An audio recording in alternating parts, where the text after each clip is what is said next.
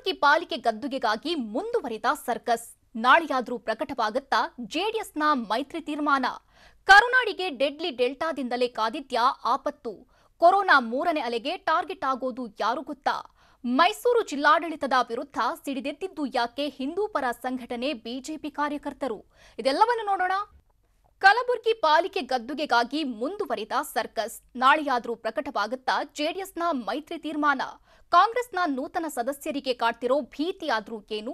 ದೇವೇಗೌಡರು ಮತ್ತು ಕುಮಾರಸ್ವಾಮಿ ಬೆಂಬಿದ್ದಿರೋ ಕೈ ಕಮಲ ನಾಯಕರಾದ್ರೂ ಯಾರು? ನೋಡೋಣ ಮೇಯರ್ ಗಿರಿ ಮಸಲತ್ತು ನ್ಯೂಸ್ ಟಾಪ್ 9ನಲ್ಲಿ. ಕಲಬುರಗಿ ಪಾಲಿಕೆ ಚುಕ್ಕಾಣಿ ಹಿಡಿಯಲು ಮೂರು ಪಕ್ಷಗಳ ನಾಯಕರು ಸರ್ಕಸ್ ಮುಂದುವರೆಸಿದ್ದಾರೆ. ಪಾಲಿಕೆ ಮೇಯರ್ ಪಟ್ಟ ಹಿಡಿಬೇಕು ಅಂತ ಬಿಜೆಪಿ ಭಾರಿ ಪ್ಲಾನ್ ಮಾಡ್ತಿದ್ರೆ, ಕಾಂಗ್ರೆಸ್ ನಾಯಕರು ಕೂಡ ಇನ್ನಿಲ್ಲದ ಕಸರತ್ತು ಶುರು ಮಾಡಿದ್ದಾರೆ. ಅಲ್ಲದೆ ಕಿಂಗ್ ಮೇಕರ್ ಆಗಿ ಹೊರಹೊಮ್ಮಿರೋ ಜೆಡಿಎಸ್ ಪಾಲಿಕೆ ಸದಸ್ಯರು ಕೂಡ ಮೇಯರ್ ಪಟ್ಟ ನಮಗೆ ಬೇಕು ಅಂತ ದಾಳ ಉರುಳಿಸುತ್ತಿದ್ದಾರೆ.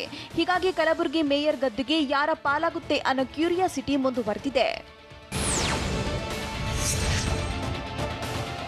ಕೈ ಮತ್ತು ಕಮಲ ನಾಯಕರ ಓಲೈಕೆ ವಿಚಾರದಲ್ಲಿ ಮಾಜಿ ಸಿಎಂ ಎಚ್ಡಿಕೆ ಹಾಗೂ ಜೆಡಿಎಸ್ ವರಿಷ್ಠ ಎಚ್ಡಿಡಿ ಸೈಲೆಂಟ್ ಆಗಿದ್ದು ಯಾವುದೇ ನಿರ್ಧಾರಕ್ಕೆ ಬರದಾಕಿದ್ದಾರೆ.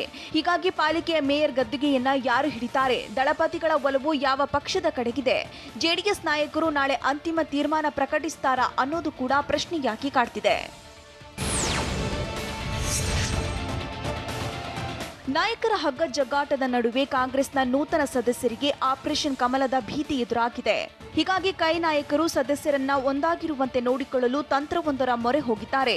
ಸನ್ಮಾನದ ನೆಪದಲ್ಲಿ ಆಪರೇಷನ್ ಕಮಲಕ್ಕೆ ಗುರಿಯಾಗದಂತೆ ಸದಸ್ಯರನ್ನ ಕಾಪಾಡಿಕೊಳ್ತಿದ್ದಾರೆ. ಸನ್ಮಾನದ ವೇಳೆ ನೂತನ ಪಾಲಿಕೆ ಸದಸ್ಯರು ಒಗ್ಗಟ್ಟಿನ ಮಂತ್ರ ಜಪಿಸಿದ್ದಾರೆ. ಕಲಬುರಗಿ ಪಾಲಿಕೆ ಚುನಾವಣೆ ಪಟ್ಟಕ್ಕೆ ಏರಲು ಭಾರಿ ಪ್ರಯತ್ನ ನಡೆಸಿರುವ ಕಾಂಗ್ರೆಸ್ ನಾಯಕರು ಖುದ್ದು ಫೀಲ್ಡ್ಗೆ ಇಳಿದಿದ್ದಾರೆ. ಜೆಡಿಎಸ್ ವರಿಷ್ಠ ಎಚ್ಡಿ ದೇವೇಗೌಡರ ಜೊತೆ ಕಾಂಗ್ರೆಸ್ ಹಿರಿಯ ನಾಯಕ ಮಲ್ಲಿಕಾರ್ಜುನ ಖರ್ಗೆನೆ ಮಾತುಕತೆ ನಡೆಸಿದ್ದಾರೆ. ನಮಗೆ ಬೆಂಬಲ ನೀಡುವಂತೆ ಕೋರಿದ್ದಾರೆ. ಹೀಗಾಗಿ ದಳಪತಿಗಳ ಬೆಂಬಲ ಸಿಗುತ್ತೆ ಎಂಬ ವಿಶ್ವಾಸದಲ್ಲಿ ಕೈ ನಾಯಕರಿದ್ದಾರೆ. ಕಾಂಗ್ರೆಸ್ ಹಿರಿಯ ನಾಯಕ ಮಲ್ಲಿಕಾರ್ಜುನ ಖರ್ಗೆ ಮತ್ತು ಸಚಿವ ಆರ್ ಅಶೋಕ್ ನಮಗೆ ಬೆಂಬಲ ನೀಡಿ ಅಂತ ಜೆಡಿಎಸ್ ನಾಯಕರ ಮೇಲೆ ಒತ್ತಡ ಹಾಕ್ತಿದ್ದಾರೆ. ಹೀಗಾಗಿ ಸಚಿವ ಆರ್ ಅಶೋಕ್ ಮನವೊಲಿಕೆ ಬಗ್ಗೆ ಮಾಜಿ ಸಿಎಂ ಎಚ್ಡಿಕೆ ಚರ್ಚೆ ನಡೆಸಿದ್ದಾರೆ. ಅಲ್ಲದೆ ಕಾಂಗ್ರೆಸ್ ನಾಯಕರ ಮಾತನ್ನು ಎಚ್ಡಿಡಿಗೆ ತಿಳಿಸಿದ್ದಾರೆ. ಆದರೆ ಸದ್ಯಕ್ಕೆ ಯಾವುದೇ ನಿರ್ಧಾರಕ್ಕೆ ಬಾರದ ಎಚ್ಡಿಕೆ ಕಾಂಗ್ರೆಸ್ ಜೊತೆ ಮೈತ್ರಿಗೆ ಒಲವು ತೋರಿದ್ದಾರೆ ಅಂತ ಹೇಳಲಾಗ್ತಿದೆ. ನಾಳೆ ನಡೆಯುವ ಸಭೆಯಲ್ಲಿ ಈ ಬಗ್ಗೆ ಅಂತಿಮ ತೀರ್ಮಾನವನ್ನ ಜೆಡಿಎಸ್ ಪ್ರಕಟಿಸೋ ಸಾಧ್ಯತೆ ದಟ್ಟವಾಗಿದೆ. ಕಲಬುರಗಿ ಪಾಲಿಕೆ ವಿಚಾರದಲ್ಲಿ ಕಾಂಗ್ರೆಸ್ ಜೊತೆ ಮೈತ್ರಿಗೆ ಮಾಜಿ ಪ್ರಧಾನಿ ಎಚ್ಡಿಡಿ ಒಲವು ವ್ಯಕ್ತಪಡಿಸಿದ್ದಾರೆ ಎನ್ನಲಾಗಿದೆ. ಈಗಾಗಲೇ ಬೆಂಬಲ ನೀಡುವಂತೆ ಮಲ್ಲಿಕಾರ್ಜುನ ಖರ್ಗೆ ಎಚ್ಡಿಡಿಗೆ ಮನವಿ ಮಾಡಿದ್ದಾರೆ.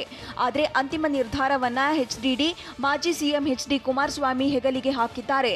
ಇನ್ನು ನಿನ್ನೆಯಷ್ಟೇ ಸಚಿವ ಆರ್ ಅಶೋಕ್ ಕೂಡ ಎಚ್ಡಿಕೆ ಭೇಟಿಯಾಗಿ ಮೈತ್ರಿ ಬಗ್ಗೆ ಚರ್ಚಿಸಿದ್ದಾರೆ. ಇಷ್ಟೆಲ್ಲ ಬೆಳವಣಿಗೆ ಮಧ್ಯೆ ಎಚ್ಡಿಕೆ ನಡೆ ಯಾರ ಕಡೆ ಅನ್ನೋದು $1 ಮಿಲಿಯನ್ ಪ್ರಶ್ನೆಯಾಗಿದೆ. ಜೆಡಿಎಸ್ ನಾಯಕರು ಬಿಜೆಪಿಯನ್ನ ಬೆಂಬಲಿಸಿದ್ರೆ ಮುಂದೇನು ಅನ್ನೋ ಆತಂಕ ಪ್ರಶ್ನೆ ಕಮಲ ನಾಯಕರನ್ನ ಕಾಡ್ತಿದೆ. ಜೊತೆಗೆ ಕಾಂಗ್ರೆಸ್ ಬೆಂಬಲಿಸಿದ್ರೆ ಏನು ಮಾಡೋದು ಅನ್ನೋ ಪ್ರಶ್ನೆಯೂ ಬಿಜೆಪಿ ನಾಯಕರನ್ನ ಕಾಡ್ತಿದೆ. ಇಷ್ಟೆಲ್ಲ ಗೊಂದಲದ ಮಧ್ಯೆ ಆಪರೇಷನ್ ಕಮಲ ಮಾಡೋದಾ, ಕೆಲ ತಿಂಗಳು ಚುನಾವಣೆ ಮುಂದೂಡೋದಾ ಅನ್ನೋ ಪ್ರಶ್ನೆ ಬಿಜೆಪಿ ನಾಯಕರನ್ನ ಕಾಡ್ತಿದೆ. ಕಲಬುರಗಿ ಪಾಲಿಕೆಯ ಜೆಡಿಎಸ್ನ ನೂತನ ಸದಸ್ಯರು ಮಾಜಿ ಸಿಎಂ ಎಚ್ಡಿ ಕುಮಾರಸ್ವಾಮಿ ನಿರ್ಧಾರಕ್ಕೆ ಕಾಯ್ತಿದ್ದಾರೆ. ಎಚ್ಡಿಕೆ ಯಾವ ನಿರ್ಧಾರ ಕೈಗೊಳ್ತಾರೆ ಅನ್ನೋ ಕುತೂಹಲದಲ್ಲಿ ಮುಳುಗಿದ್ದಾರೆ. ಎಚ್ಡಿಕೆ ನಿರ್ಧಾರಕ್ಕೆ ಬದ್ಧ ಅಂತ ಜೆಡಿಎಸ್ನ ನೂತನ ಸದಸ್ಯರು ಈಗಾಗಲೇ ಹೇಳಿದ್ದಾರೆ. ಹೀಗಾಗಿ ಎಚ್ಡಿಕೆ ಯಾವ ತೀರ್ಮಾನ ಕೈಗೊಳ್ತಾರೆ ಅಂತ ಕಾತರದಲ್ಲಿದ್ದಾರೆ. ಸೋಮವಾರ ಸಂಜೆ ನಡೆಯೋ ಸಭೆಯಲ್ಲಿ ಈ ಬಗ್ಗೆ ಜೆಡಿಎಸ್ ಫೈನಲ್ ಡಿಸಿಷನ್ ತೆಗೆದುಕೊಳ್ಳುವ ಸಾಧ್ಯತೆ ಇದೆ. ಹುಬ್ಬಳ್ಳಿ ಧಾರವಾಡ ಕಲಬುರಗಿ ಫಲಿತಾಂಶ ಸಮಾಧಾನಕರ ತಂದಿದೆ ಅಂತ ಹುಬ್ಬಳ್ಳಿಯಲ್ಲಿ ಕೆಪಿಸಿಸಿ ಅಧ್ಯಕ್ಷ ಡಿಕೆ ಶಿವಕುಮಾರ್ ಹೇಳಿದ್ದಾರೆ. ಬೆಳಗಾವಿಯಲ್ಲಿ ನಾವು ನಿರೀಕ್ಷಿಸಿದ 20 ಸ್ಥಾನಗಳ ಪೈಕಿ 12ರಲ್ಲಿ ಗೆದ್ದಿದ್ದೇವೆ. ವಿಪಕ್ಷದಲ್ಲಿ ಸ್ಥಾನದಲ್ಲಿ ಕುಳಿತು ಜವಾಬ್ದಾರಿಯುತ ಕಾರ್ಯನಿರ್ವಹಿಸುತ್ತೇವೆ. ಈ ಫಲಿತಾಂಶ ಬಿಜೆಪಿ ಸರ್ಕಾರ ಆಡಳಿತಕ್ಕೆ ಒಪ್ಪಿ ಬಂತ, ವಿರುದ್ಧವಾಗಿ ಬಂತ ಎಂದು ಜಗದೀಶ್ ಶೆಟ್ಟರ್ ಸ್ಪಷ್ಟಪಡಿಸಿಲ್ಲ.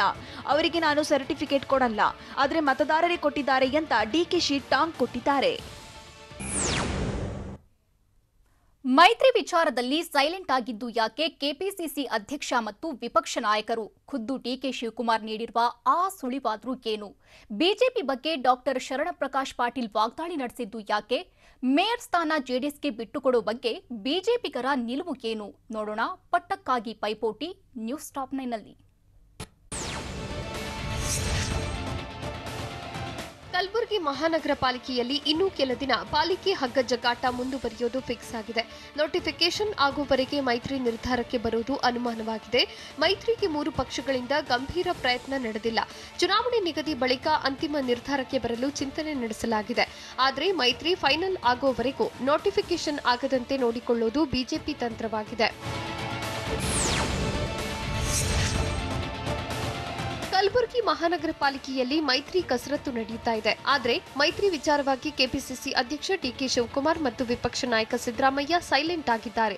ಎಲ್ಲಾ ಹೊಣೆ ಮಲ್ಲಿಕಾರ್ಜುನ್ ಖರ್ಗೆ ಹೆಗಲಿಗೆ ಹಾಕಿ ನಾಯಕರು ಸುಮ್ಮನಾಗಿದ್ದು, ಸಿದ್ದರಾಮಯ್ಯ ಡಿಕೆಶಿ ನಡೆಯಿಂದ ಕಲಬುರಗಿ ಕಾಂಗ್ರೆಸ್ ಮುಖಂಡರಲ್ಲಿ ಗೊಂದಲ ಮೂಡಿದೆ. ಚುನಾವಣಾ ಪ್ರಚಾರದ ವೇಳೆಯೂ ನಾಯಕರು ಬಂದಿರಲಿಲ್ಲ. ಪಾಲಿಕೆ ಗದ್ದುಗೆ ಹಿಡಿಯುವುದಕ್ಕೆ ಪ್ರಯತ್ನವೂ ನಡೆಯುತ್ತಿಲ್ಲ. ಈ ಬಗ್ಗೆ ಕಲಬುರಗಿ ಕಾಂಗ್ರೆಸ್ ಮುಖಂಡರಲ್ಲಿ ಹಲವು ಪ್ರಶ್ನೆ ಕಾಡ್ತಾ ಇದೆ.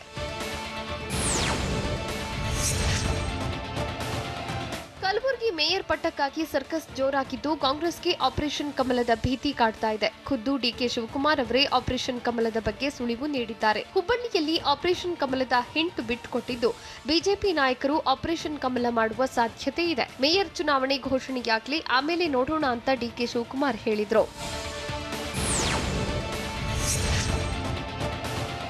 ಕಲಬುರಗಿ ಪಾಲಿಕೆಯಲ್ಲಿ ಬಿಜೆಪಿಯವರು ತಮ್ಮ ಸಂಸ್ಕೃತಿ ತೋರಿಸುತ್ತಿದ್ದಾರೆ ಅಂತ ಡಾಕ್ಟರ್ ಶರಣಪ್ರಕಾಶ್ ಪಾಟೀಲ್ ಹೇಳಿದ್ದಾರೆ. ಕಲಬುರಗಿಯಲ್ಲಿ ಮಾತನಾಡಿದ ಅವರು ಪರೋಕ್ಷವಾಗಿ ಆಪರೇಷನ್ ಕಮಲದ ಆರೋಪ ಮಾಡಿದ್ರು. ಬಿಜೆಪಿಯವರು ಎಲ್ಲ ಸಂಸ್ಥೆಗಳನ್ನು ಲೂಟಿ ಹೊಡೆದು ಆ ಹಣದಿಂದ ಪ್ರಜಾಪ್ರಭುತ್ವವನ್ನ ಹಾಳು ಮಾಡುತ್ತಿದ್ದಾರೆ. ಪಾಲಿಕೆಯಲ್ಲೂ ಸದಸ್ಯರನ್ನ ಖರೀದಿಸುವ ಹಮ್ಮಿನಲ್ಲಿದ್ದಾರೆ. ಆದರೆ ಅದು ತಿರುಕನ ಕನಸಾಗುತ್ತೆ. ಅವರು ಯಶಸ್ವಿಯಾಗಲ್ಲ. ನಮ್ಮ ಸದಸ್ಯರು ಆಪರೇಷನ್ ಕಮಲಕ್ಕೆ ಒಳಗಾಗುವುದಿಲ್ಲ ಅಂತ ಶರಣಪ್ರಕಾಶ್ ಪಾಟೀಲ್ ವಿಶ್ವಾಸ ವ್ಯಕ್ತಪಡಿಸಿದ್ರು. ಕಲಬುರಗಿ ಪಾಲಿಕೆಯಲ್ಲಿ ಜೆಡಿಎಸ್ ಜೊತೆ ಕಾಂಗ್ರೆಸ್ ಮೈತ್ರಿ ಆಗೋದು 100% ಖಚಿತ ಅಂತ ಮಾಜಿ ಸಚಿವ ಡಾಕ್ಟರ್ ಶರಣಪ್ರಕಾಶ್ ಪಾಟೀಲ್ ಹೇಳಿದ್ದಾರೆ. ಕಾಂಗ್ರೆಸ್ ಜೊತೆ ಮೈತ್ರಿ ಮಾಡಿಕೊಳ್ಳಲು ಜೆಡಿಎಸ್ ಕೂಡ ಒಲವು ವ್ಯಕ್ತಪಡಿಸಿದ್ದು, ಪಕ್ಷದ ಮಟ್ಟದಲ್ಲಿ ಚರ್ಚೆ ನಡೆಯಲಿವೆ. ಮೈತ್ರಿ ಆದ ಮೇಲೆ ಸ್ಥಳೀಯ ನಾಯಕರು ಸೇರಿ ಯಾರಿಗೆ ಮೇಯರ್, ಯಾರಿಗೆ ಉಪಮೇಯರ್ ಅನ್ನು ಚರ್ಚೆ ಮಾಡ್ತೇವೆ. ಏನೇ ಗೊಂದಲಗಳಿದ್ರೂ ಸಹ ಜೆಡಿಎಸ್ ಕಾಂಗ್ರೆಸ್ ಮೈತ್ರಿಯಾಗುವುದು 100% ಖಚಿತ ಎಂದು ಶರಣಪ್ರಕಾಶ್ ಪಾಟೀಲ್ ಹೇಳಿದರು.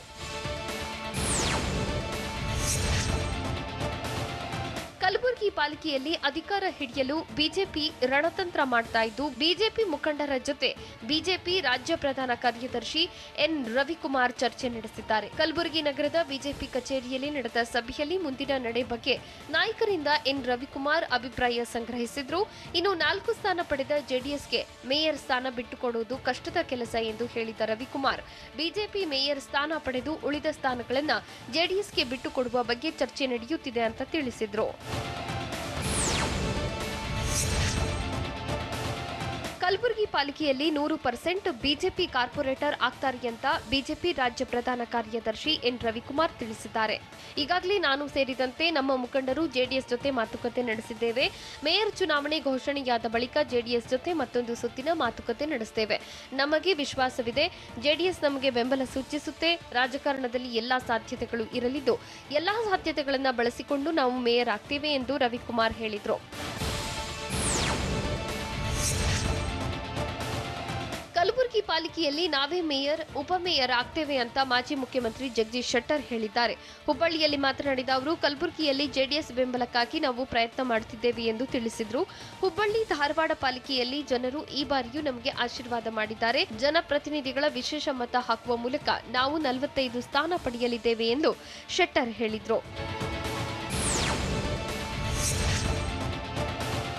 ಹುಬ್ಬಳ್ಳಿ ಧಾರವಾಡ ಪಾಲಿಕೆಯಲ್ಲಿ ಮತದಾರರ ಪಟ್ಟಿ ತಯಾರಿಕೆಯಲ್ಲಾದ ಗೊಂದಲ ಮತ್ತು ಕಡಿಮೆ ಮತದಾನವೇ ಬಿಜೆಪಿ ಹಿನ್ನಡೆಗೆ ಕಾರಣ ಅಂತ ಜಗದೀಶ್ ಶೆಟ್ಟರ್ ಹೇಳಿದ್ರು.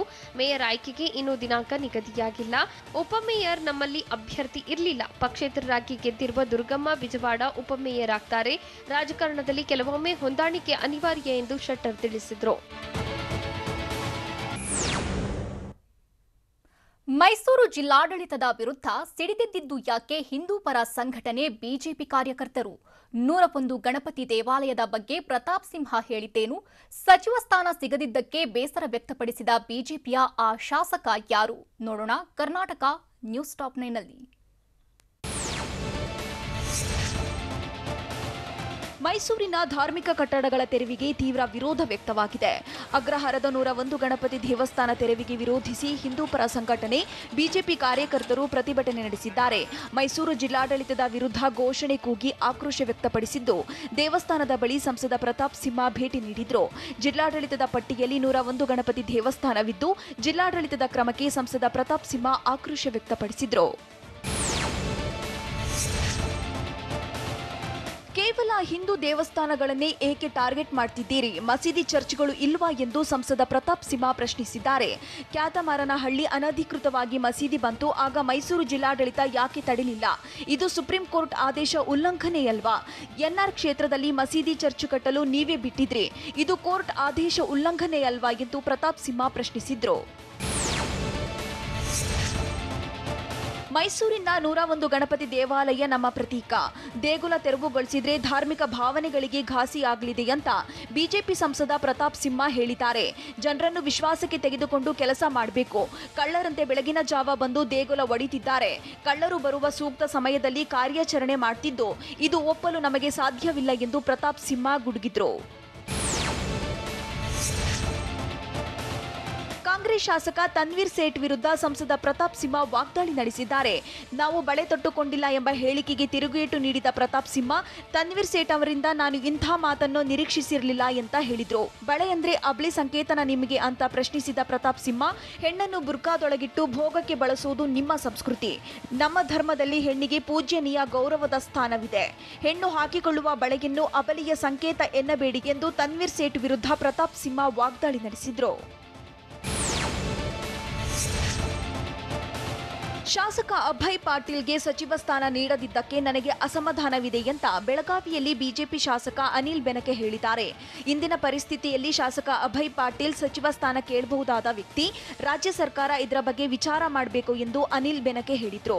ಅಭಯ್ ಪಾಟೀಲ್ ಉಸ್ತುವಾರಿಯಾಗಿದ್ದ ಬೆಳಗಾವಿ ಪಾಲಿಕೆ ಚುನಾವಣೆಯಲ್ಲಿ ಬಿಜೆಪಿ ಐತಿಹಾಸಿಕ ಗೆಲುವು ಸಾಧಿಸಿದೆ. ಅಭಯ್ ಪಾಟೀಲ್ಗೆ ಸಚಿವ ಸ್ಥಾನ ನೀಡುವ ಬಗ್ಗೆ ಸಿಎಂ ಜೊತೆಗೂ ಮಾತನಾಡ್ತೇನೆ ಅಂತ ಶಾಸಕ ಅನಿಲ್ ಬೆನಕೆ ಹೇಳಿದರು.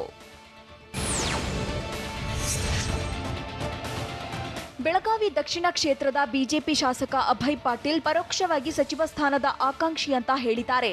ಬೆಳಗಾವಿಯಲ್ಲಿ ಮಾತನಾಡಿದ ಅವರು, ನಾನು ಯಾವತ್ತೂ ಯಾವುದನ್ನು ಕೇಳಲ್ಲ ಅಂತ ಹೇಳಿದ್ರು. ಮುಖ್ಯಮಂತ್ರಿಗಳ ರಾಜಕೀಯ ಕಾರ್ಯದರ್ಶಿ, ಸರ್ಕಾರದ ಮುಖ್ಯ ಸಚೇತಕ ಹುದ್ದೆ ಕೊಟ್ರೆ ನಾನು ಒಪ್ಪಲ್ಲ ಎಂದು ಅಭಯ್ ಪಾಟೀಲ್ ತಿಳಿಸಿದ್ರು. ಮಂಡ್ಯ ಜಿಲ್ಲೆಗೆ ನಾಳೆ ಸಂಸದೆ ಸುಮಲತಾ ಅಂಬರೀಶ್ ಭೇಟಿ ನೀಡಲಿದ್ದು, ವಿವಿಧ ಕಾರ್ಯಕ್ರಮಗಳಲ್ಲಿ ಭಾಗಿಯಾಗಲಿದ್ದಾರೆ. ಬೆಳಗ್ಗೆ 10ಕ್ಕೆ ವಿವೇಕಾನಂದ ರಸ್ತೆಯಲ್ಲಿರುವ ಬಸ್ ತಂಗುದಾಣ ಉದ್ಘಾಟನೆಯಲ್ಲಿ ಸುಮಲತಾ ಭಾಗಿಯಾಗಲಿದ್ದಾರೆ.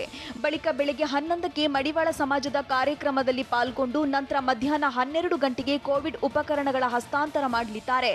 ಬಳಿಕ ಮಳವಳ್ಳಿ ತಾಲೂಕಿನ ವಿವಿಧ ಗ್ರಾಮಗಳಿಗೆ ಭೇಟಿ ನೀಡಲಿದ್ದಾರೆ. ಸಂಜೆ 4:30ಕ್ಕೆ ಮಳವಳ್ಳಿ ಆಸ್ಪತ್ರೆಯಲ್ಲಿ ಕೋವಿಡ್ ಉಪಕರಣಗಳ ಹಸ್ತಾಂತರ ಮಾಡಲಿದ್ದಾರೆ. ಕಳೆದ 3 ದಿನಗಳಿಂದ ಚಿಕ್ಕಮಗಳೂರು, ಮಲೆನಾಡು ಭಾಗದಲ್ಲಿ ಧಾರಾಕಾರ ಮಳೆಯಾಗ್ತಿದೆ. ಪರಿಣಾಮ ಮೂಡಿಗೆರೆಯ ಗೌಡಹಳ್ಳಿ ಗ್ರಾಮದಲ್ಲಿ ರಾಮೇಗೌಡ ಎಂಬುವವರಿಗೆ ಸೇರಿದ ಮನೆಯ ಗೋಡೆ ಕುಸಿತವಾಗಿದೆ. ಸತತವಾಗಿ ಮಳೆ ಸುರಿಯುತ್ತಲೇ ಇದ್ದು ಕಾಫಿ ಬೆಳೆಯನ್ನು ಕಳೆದುಕೊಂಡು ರೈತರು ಕಂಗಾಲಾಗಿದ್ದಾರೆ. ಕರ್ನಾಟಕ ಮಾದರಿಯಲ್ಲೇ ಗುಜರಾತ್ನಲ್ಲೂ ಅಚ್ಚರಿಯ ಸಿಎಂ ಆಯ್ಕೆ. ಶ್ರೀಮಂತ್ ಪಾಟೀಲ್ ಆಮಿಷದ ಹೇಳಿಕೆಗೆ ಮಾಜಿ ಡಿಸಿಎಂ ಸವದಿ ಏನಂದ್ರು? ಚಿಕ್ಕಬಳ್ಳಾಪುರದ ಚಿಂತಾಮಣಿಯಲ್ಲೊಂದು ರಣಭೀಕರ ಅಪಘಾತ. ನೋಡೋಣ ಸಮಗ್ರ ನ್ಯೂಸ್ ಟಾಪ್ 9 ನಲ್ಲಿ. ಕರ್ನಾಟಕ ಮಾದರಿಯಲ್ಲಿ ಗುಜರಾತ್ನಲ್ಲೂ ಅಚ್ಚರಿಯ ಸಿಎಂ ಆಯ್ಕೆ ನಡೆದಿದೆ. ಆರಂಭದಿಂದಲೂ ಸಿಎಂ ಸ್ಥಾನದ ರೇಸ್ನಲ್ಲಿ ನಿತಿನ್ ಪಟೇಲ್ ಮತ್ತು ಸಿಆರ್ ಪಾಟೀಲ್ ಹೆಸರು ಕೇಳಿಬಂದಿತ್ತು. ಈ ಪೈಕಿ ನಿತಿನ್ ಪಟೇಲ್ ಹೆಸರು ಬಹುತೇಕ ಅಂತಿಮ ಎನ್ನಲಾಗಿದ್ದು, ಆದರೆ ಕೊನೆ ಕ್ಷಣದಲ್ಲಿ ಬಿಜೆಪಿ ಹೈಕಮಾಂಡ್ ಟ್ವಿಸ್ಟ್ ಕೊಟ್ಟಿದ್ದು, ಭೂಪೇಂದ್ರ ಪಟೇಲ್ ಹೆಸರನ್ನ ಅಚ್ಚರಿಯಾಗಿ ಸಿಎಂ ಸ್ಥಾನಕ್ಕೆ ಆಯ್ಕೆ ಮಾಡಲಾಗಿದೆ. ಕೂಡು ಒಕ್ಕಲಿಗ ಸಹ ಲಿಂಗಾಯತದ ಒಂದು ಪಂಗಡ. ನಾವು ಒಕ್ಕಲಿಗರ ಭಾಗ ಅಲ್ಲ, ಲಿಂಗಾಯತರ ಒಂದು ಭಾಗ ಅಂತ ಮಾಜಿ ಸಚಿವ ಎಂಬಿ ಪಾಟೀಲ್ ಹೇಳಿದ್ದಾರೆ. ಬೆಂಗಳೂರಿನಲ್ಲಿ ಮಾತನಾಡಿದ ಅವರು, ನಾನು ಸಹ ಕೂಡು ಒಕ್ಕಲಿಗ ಲಿಂಗಾಯತರಲ್ಲಿ ಇದ್ದೇನೆ. ಕೂಡು ಒಕ್ಕಲಿಗ ಲಿಂಗಾಯತರು ಕೃಷಿ ಅವಲಂಬಿಸಿದ್ದು ಜನಸಂಖ್ಯೆಯಲ್ಲೂ ಹೆಚ್ಚಿಗೆ ಇದ್ದೇವೆ. ಹೀಗಾಗಿ ಮಕ್ಕಳಿಗೆ ಶಿಕ್ಷಣ, ಉದ್ಯೋಗದಲ್ಲಿ ಮೀಸಲಾತಿಗೆ ಹಲವು ವರ್ಷಗಳಿಂದ ಮನವಿ ಮಾಡುತ್ತಿದ್ದಾರೆ. ಇಂದು ಸಹ ನನ್ನನ್ನು ಭೇಟಿಯಾಗಿದ್ದು ಅವರಿಗೆ ಸಹಕಾರ ನೀಡ್ತೀನಿ ಅಂತ ತಿಳಿಸಿದ್ದಾರೆ. ಬಿಜೆಪಿಗೆ ಬರಲು ಹಣ ಆಫರ್ ನೀಡಿದ್ರು ಎಂಬ ಮಾಜಿ ಸಚಿವ ಶ್ರೀಮಂತ್ ಪಾಟೀಲ್ ಹೇಳಿಕೆಗೆ ಮಾಜಿ ಡಿಸಿಎಂ ಲಕ್ಷ್ಮಣ ಸವದಿ ಅಥಣಿಯಲ್ಲಿ ಪ್ರತಿಕ್ರಿಯೆ ನೀಡಿದ್ದಾರೆ. ಶ್ರೀಮಂತ್ ಪಾಟೀಲ್ರ ಹೇಳಿಕೆಯನ್ನು ನಾನು ಸಹ ಮಾಧ್ಯಮಗಳಲ್ಲಿ ನೋಡಿದ್ದೇನೆ. ಆದರೆ ದುಡ್ಡಿನ ಆಮಿಷ ಒಡ್ಡಿದವರು ಯಾರು ಎಂಬ ಬಗ್ಗೆ ಅವರು ಹೇಳಿಲ್ಲ. ಅವರು ಸಿಕ್ಕರೆ ನಾನು ಸಹ ಕೇಳಿ ತಿಳಿದುಕೊಂಡು ಹೇಳ್ತೀನಿ ಅಂತ ಸವದಿ ತಿಳಿಸಿದ್ದಾರೆ. ಇನ್ನೊಬ್ಬರಿಗೆ ಮನ ಮಿಡಿದ್ರೆ ಜೀವನ ಸಾರ್ಥಕವಾಗುತ್ತೆ, ಮಾನವೀಯತೆ ಮುಖ್ಯವಾಗುತ್ತೆ ಅಂತ ಸಿಎಂ ಬಸವರಾಜ ಬೊಮ್ಮಾಯಿ ಅಭಿಪ್ರಾಯಪಟ್ಟಿದ್ದಾರೆ. ಕೋವಿಡ್ 2ನೇ ಅಲೆಯಲ್ಲಿ ಸಾಕಷ್ಟು ಸಾವು ನೋವುಗಳಾದವು. 2ನೇ ಅಲೆಯ ಸಂದರ್ಭದಲ್ಲಿ ಆತ್ಮೀಯರನ್ನ ಕಳೆದುಕೊಂಡೆವು. ಹೀಗಾಗಿ ಕೊರೋನಾ 3ನೇ ಅಲೆ ತಡೆಯಲು ನಾವೆಲ್ಲರೂ ಒಗ್ಗೂಡಬೇಕು. ಹಾಗಾದಾಗ ಮಾತ್ರ ಕೊರೋನಾ ತಡೆಯಲು ಸಾಧ್ಯ ಅಂತ ಸಿಎಂ ಹೇಳಿದ್ದಾರೆ. ಅಪಘಾತ ತಪ್ಪಿಸಲು ಹೋಗಿ ಕೆಎಸ್ಆರ್ಟಿಸಿ ಬಸ್ ಗದ್ದೆಗೆ ಉರುಳಿರುವ ಘಟನೆ ತುಮಕೂರಿನ ಕೊರಟಗೆರೆ ತಾಲೂಕಿನ ತಣ್ಣೇನಹಳ್ಳಿ ಬಳಿ ನಡೆದಿದೆ. ಕಾರಿಗೆ ಡಿಕ್ಕಿಯಾಗುವುದನ್ನು ತಪ್ಪಿಸಲು ಕೆಎಸ್ಆರ್ಟಿಸಿ ಬಸ್ ಚಾಲಕ ಯತ್ನಿಸಿದ್ದು ನಿಯಂತ್ರಣ ತಪ್ಪಿ ಬಸ್ ಗದ್ದೆಗೆ ಉರುಳಿದೆ. ಬೆಂಗಳೂರಿನಿಂದ ಕೊರಟಗೆರೆಯತ್ತ ಬಸ್ ಹೋಗ್ತಾ ಇದ್ದು ಎದುರಿನಿಂದ ಬರ್ತಿದ್ದ ಕಾರ್ಗೆ ಡಿಕ್ಕಿಯಾಗುವುದನ್ನು ತಪ್ಪಿಸೋಕೆ ಬಸ್ ಚಾಲಕ ಯತ್ನಿಸಿದ್ದಾನೆ ಎನ್ನಲಾಗಿದೆ. ಇನ್ನು ಕಾರ್ ಮತ್ತು ಬಸ್ನಲ್ಲಿದ್ದವರೆಲ್ಲ ಅಪಾಯದಿಂದ ಪಾರಾಗಿದ್ದು ಬಸ್ ನಿರ್ವಾಹಕರಿಗೆ ಸಣ್ಣ ಪುಟ್ಟ ಗಾಯಗಳಾಗಿವೆ. ಭರ್ಜರಿ ಕಾರ್ಯಾಚರಣೆ ನಡೆಸಿ 5 ತೊಗರಿ ಕಳ್ಳರನ್ನ ಪೊಲೀಸರು ಬಂಧಿಸಿರುವ ಘಟನೆ ಬೀದರ್ ಜಿಲ್ಲೆಯ ಭಾಲ್ಕಿಯಲ್ಲಿ ನಡೆದಿದೆ. ಆರೋಪಿಗಳು ಭಾಲ್ಕಿ ಎಪಿಎಂಸಿಯಿಂದ 4,16,200 ರೂಪಾಯಿ ಮೌಲ್ಯದ 66 ಚೀಲ ತೊಗರಿ ಕದ್ದು ಪರಾರಿಯಾಗಿದ್ದರು. ಪ್ರಕರಣದ ಬೆನ್ನತ್ತಿದ್ದ ಡಿವೈಎಸ್ಪಿ ಡಾಕ್ಟರ್ ದೇವರಾಜ್ ಕೂಡ ಕಳವು ನಡೆದ 24 ಗಂಟೆಗಳಲ್ಲಿ ಆರೋಪಿಗಳನ್ನು ಹೆಡೆಮುರಿ ಕಟ್ಟಿದ್ದಾರೆ.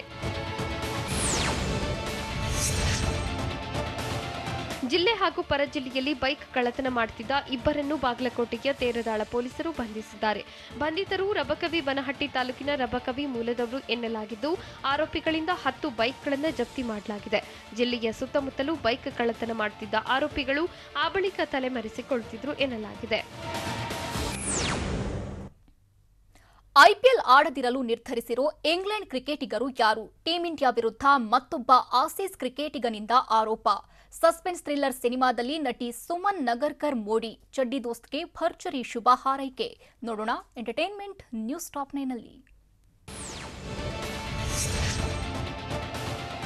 ಇಂಗ್ಲೆಂಡ್ನ 3 ಕ್ರಿಕೆಟಿಗರು ಐಪಿಎಲ್ನಲ್ಲಿ ಆಡದಿರಲು ನಿರ್ಧರಿಸಿದ್ದಾರೆ. ಪಂಜಾಬ್ ಕಿಂಗ್ಸ್ ತಂಡದಲ್ಲಿದ್ದ ಡೇವಿಡ್ ಮಲನ್, ಸನ್ರೈಸರ್ಸ್ ಹೈದರಾಬಾದ್ ತಂಡದಲ್ಲಿದ್ದ ಜಾನಿ ಬೆರೆಸ್ಟೋ ಮತ್ತು ಡೆಲ್ಲಿ ಕ್ಯಾಪಿಟಲ್ಸ್ ತಂಡದಲ್ಲಿದ್ದ ಕ್ರಿಸ್ ಓಕ್ಸ್ ಐಪಿಎಲ್ನಿಂದ ಹಿಂದೆ ಸರಿದಿದ್ದಾರೆ.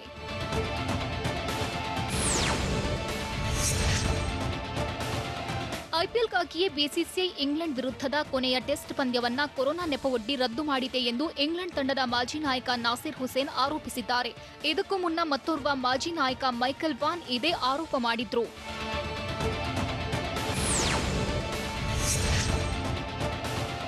ಇಂಗ್ಲೆಂಡ್ ವಿರುದ್ಧದ ಮ್ಯಾಂಚೆಸ್ಟರ್ ಟೆಸ್ಟ್ ಮುಂದೂಡಿಕೆಯಾದ ಬೆನ್ನಲ್ಲೇ ಟೀಂ ಇಂಡಿಯಾ ಆಟಗಾರರು ಐಪಿಎಲ್ಗಾಗಿ ಚಾರ್ಟರ್ಡ್ ಫ್ಲೈಟ್ನಲ್ಲಿ ಯುಎಇಗೆ ಹಾರಲಿದ್ದಾರೆ. ಆರ್ಸಿಬಿ ತಂಡದ ನಾಯಕ ವಿರಾಟ್ ಕೊಹ್ಲಿ ಮತ್ತು ವೇಗಿ ಮೊಹಮ್ಮದ್ ಸಿರಾಜ್ ಸೇರಿದಂತೆ ಎಲ್ಲಾ ಆಟಗಾರರು ಭಾನುವಾರ ಬೆಳಗ್ಗೆ ದುಬೈಗೆ ಬಂದಿಳಿದಿದ್ದಾರೆ.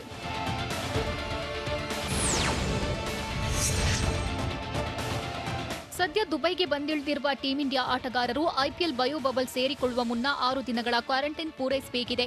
ಈಗಾಗಲೇ ಬಿಸಿಸಿಐ ಐಪಿಎಲ್ನ ಎಲ್ಲಾ ಫ್ರಾಂಚೈಸಿಗಳಿಗೆ ಎಲ್ಲಾ ಆಟಗಾರರು 6 ದಿನ ಕ್ವಾರಂಟೈನ್ ಪೂರೈಸಬೇಕಿದೆ ಎಂದು ಸೂಚನೆ ನೀಡಿದೆ.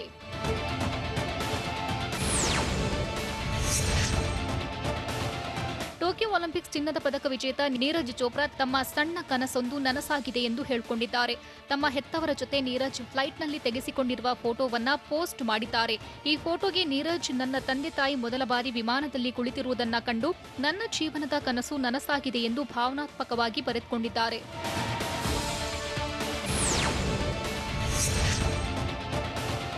ಕಂಗನಾ ರಣಾವತ್ ನಟಿಸಿರೋ ತಲೈವಿ ಸಿನಿಮಾ ರಿಲೀಸ್ ಆಗಿ ಮಿಶ್ರ ಪ್ರತಿಕ್ರಿಯೆ ಪಡೆಯುತ್ತಿದೆ. ಸದ್ಯ ಅದರ ನಟಿ ಹಾಗೂ ಪತ್ರಕರ್ತೆಯೊಬ್ಬರು ಹೇಳಿರೋ ಪ್ರಕಾರ ಜಯಲಲಿತಾಗೆ ತಮ್ಮ ಜೀವನದ ಬಯೋಪಿಕ್ ಮಾಡುವಂತಾದ್ರೆ ನಟಿ ಐಶ್ವರ್ಯ ರೈ ನಟಿಸಬೇಕು ಅನ್ನೋ ಆಸೆಯನ್ನ ವ್ಯಕ್ತಪಡಿಸಿದ್ರಂತೆ. ಈ ಹಿಂದಿನ ಸಂದರ್ಶನವೊಂದರಲ್ಲಿ ಜಯಲಲಿತಾ ಈ ರೀತಿಯ ಆಸೆಯನ್ನ ವ್ಯಕ್ತಪಡಿಸಿದ್ರಂತೆ.